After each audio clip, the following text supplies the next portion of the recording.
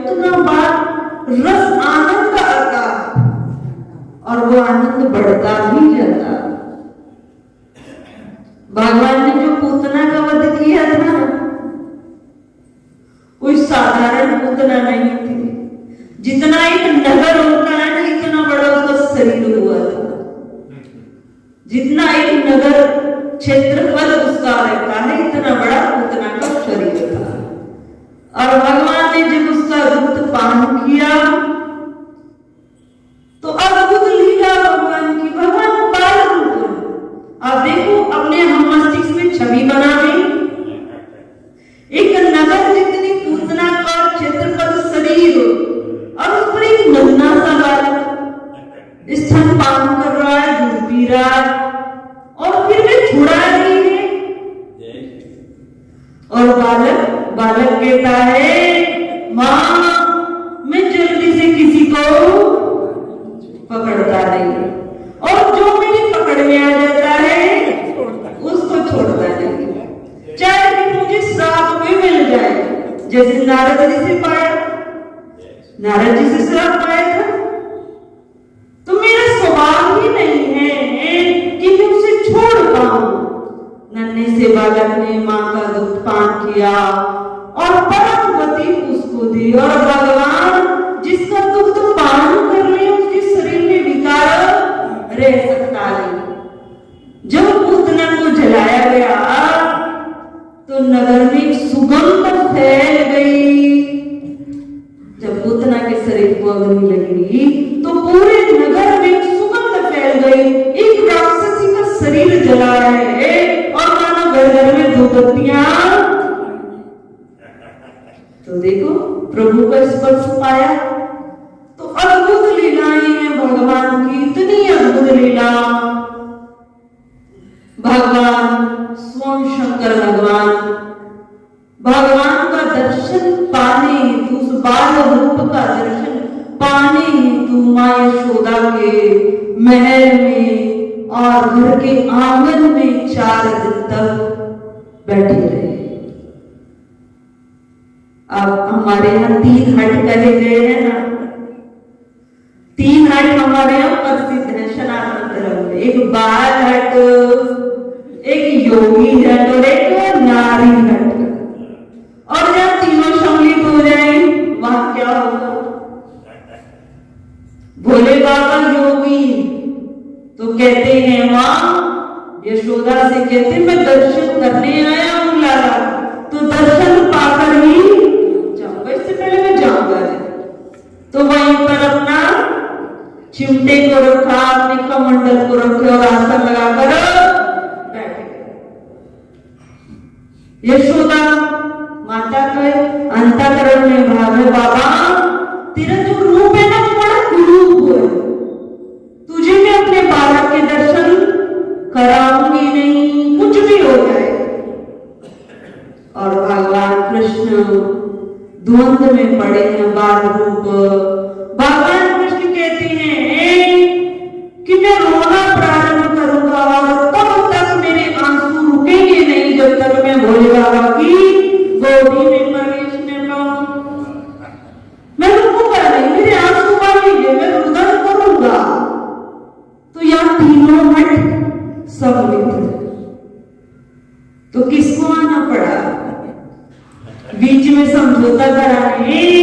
मां पार्वती को इस धरा धाम पर और गोकुल में आना पड़ा।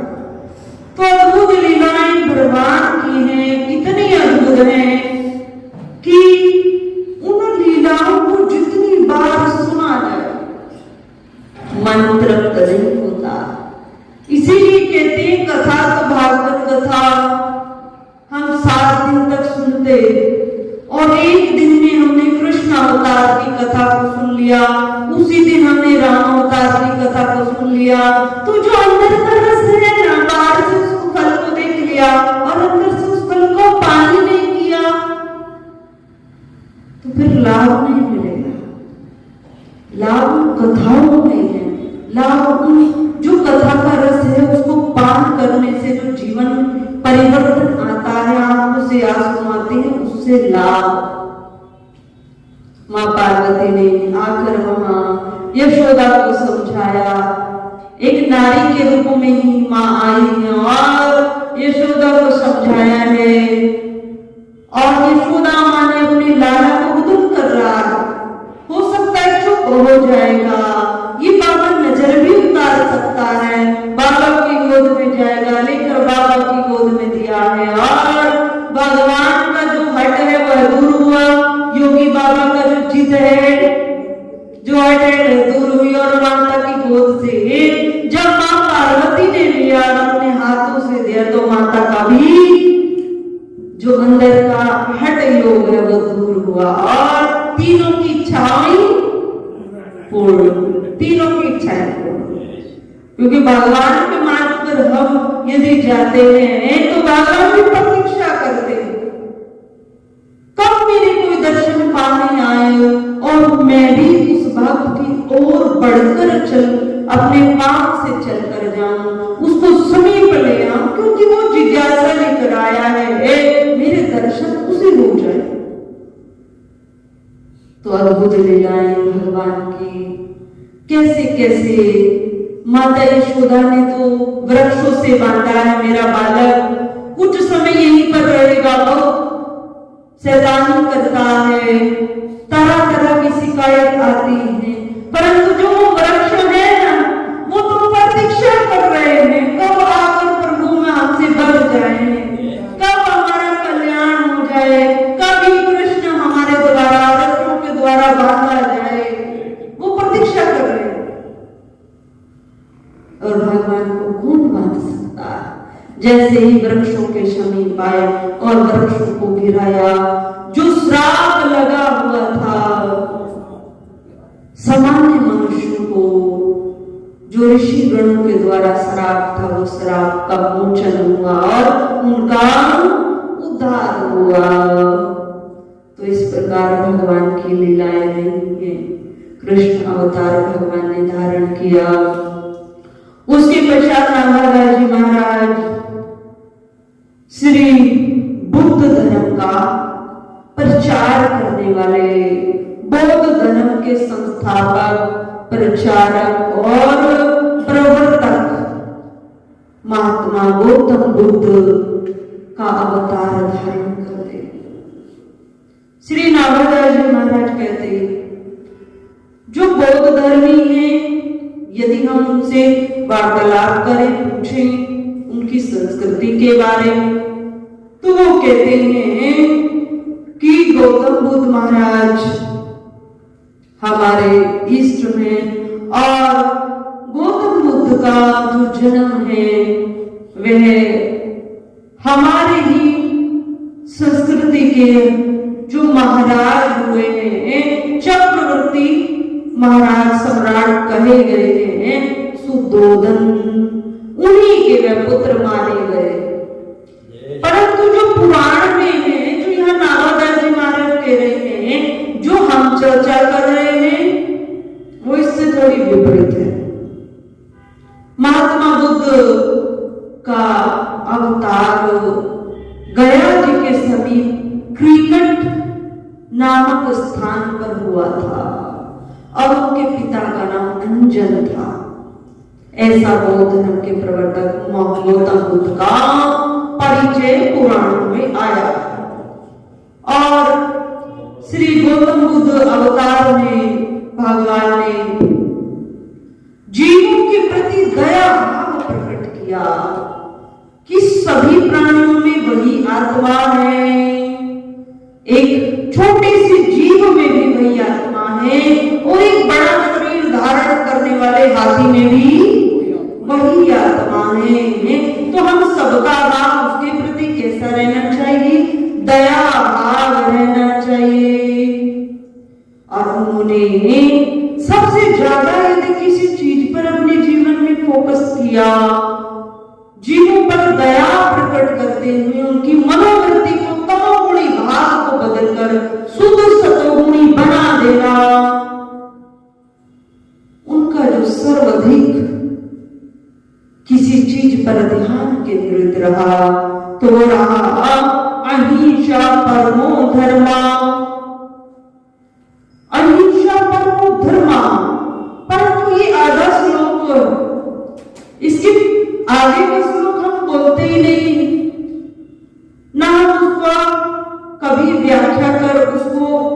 समझने का प्रयत्न करते हैं। उसके आगे का श्लोक है धर्म हिंसा तथैव च।